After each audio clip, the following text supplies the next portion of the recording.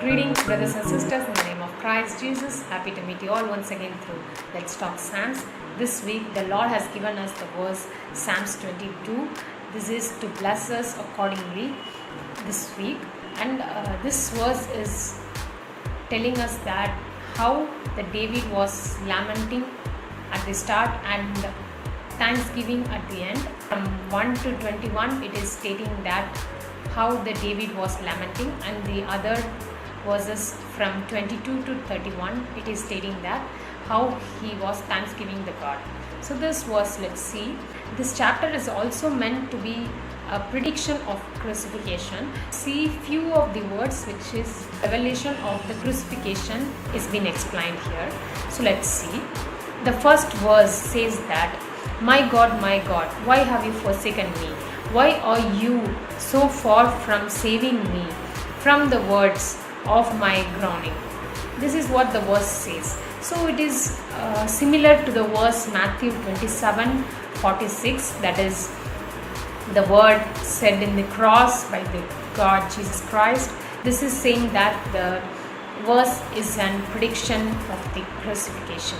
It is that when the God was telling the Heavenly Father to help us and to ask Him for a second that had He forsaken Him. That's what the Christ said there.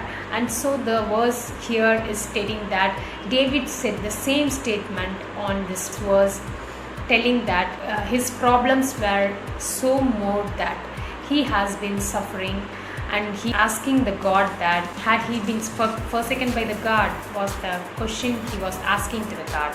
So this is what the verse says. So it is also a prediction of the crucifixion, and the other verses also states that what the suffering was undergone by David. So let's see. As the verse 2 says, oh my God, I cried by day, but you do not answer, and by night, but I find no rest.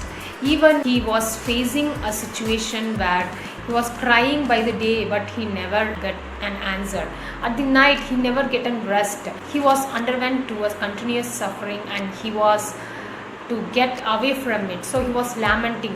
And in the upcoming verses also, it is stating that how he was lamenting in the situations. So as the verse 5 says, to you they cried and were rescued. In you they trust and were not put to shame.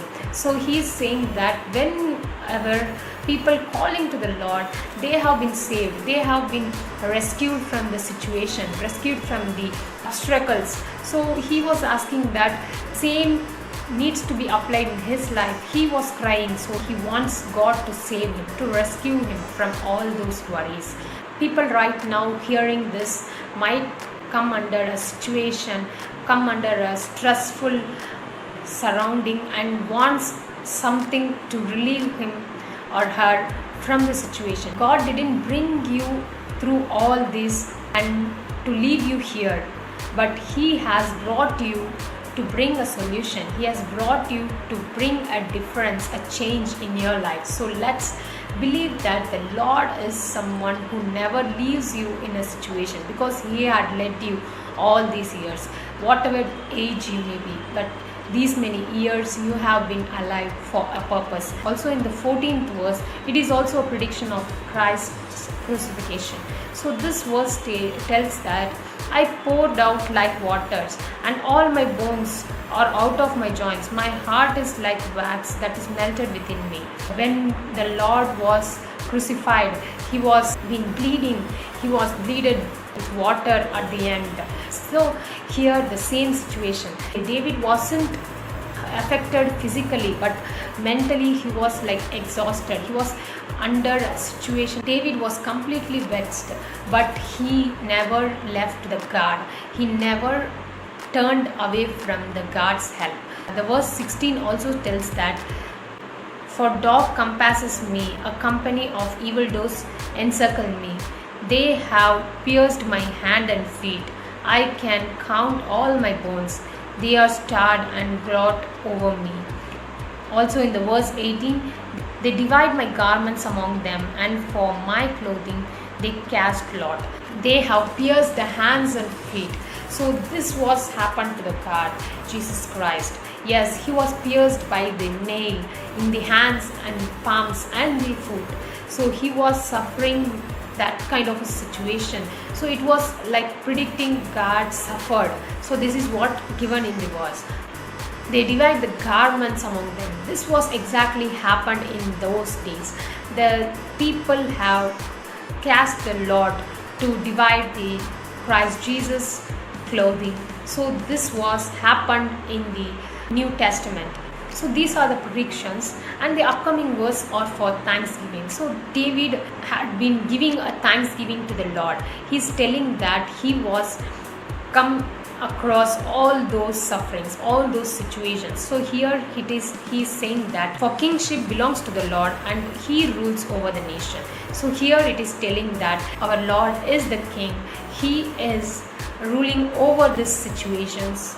People might have been harsh to you now, but the God from the very first day, he was saving you, he was leading you, he was giving you all the supports he can. So he is someone who never forgotten us in any situation. So let's believe that the Lord is holding on to you. The Lord has brought you these many days. We should believe that whatever is been happening is by the God's grace, the God's will, the God's purpose on us. So let's believe that and give thanks to the Lord as David has given. In the end also, it is stating that the future might be changing. The future might contain whatever it is, but we should never hold fast in our future but to living present. So let's keep on. Whoever is watching here might have come across all those situations, all those worries as David was suffering. You might think that your situation is greater, but the Lord is greater than the situations. He is greater than all your problems. So He can change your sufferings in just a single second. So just believe in God and give a thanksgiving for all these days you have crossed.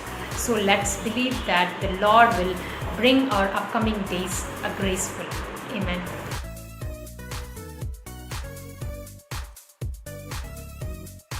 துதிக்கிறோம் அப்பா, மே துதிக்கிறோம், ஸ்தோத்திரிக்கிறோம் அப்பா. இந்த அருமையான நாளுக்காக நன்றி செலுத்துகிறோம். அக்கினி வாசல் என்ற ஊழியத்தின் மூலமாக ஸ்பிரிச்சுவல் தாட்ஸ் என்ற அன்றைய வார்த்தைகளை கொடுக்க உங்கள் மகளுக்கு நீங்கள் செய்த கிருபைகளுக்காக நன்றி ஏசப்பா, நன்றி. உங்களுடைய கிருபை ஆண்டவரே, கோடி கோடி நன்றி ஏசப்பா. இந்த வாரத்திலும் கர்த்தாவே சங்கீதம் 22 அதிகாரத்திலிருந்து ஆண்டவரே தியானிக்கும்படியாக கொடுத்த அந்த நல்ல கிருபைகளுக்காக நன்றி செலுத்துகிறோம் அப்பா. தாவீது தன்னுடைய வாழ்க்கையில் எப்படிலாம் பாடுபட்டார், அவருடைய வேதனைகள் துன்பங்கள் எல்லாற்றையும் ஆண்டவரே அப்பா இந்த வசனத்தில் இந்த அதிகாரத்தில் அவன் சொன்னதெல்லாம் நாங்கள் கேட்டோம் அப்பா, படித்தோம், தியானித்தோம். ஆண்டவரே தகப்பனே, நீர் எந்த அளவுக்கு அவன் மகனை நேசித்து நீர் அவன் விடுவித்தீரப்பா.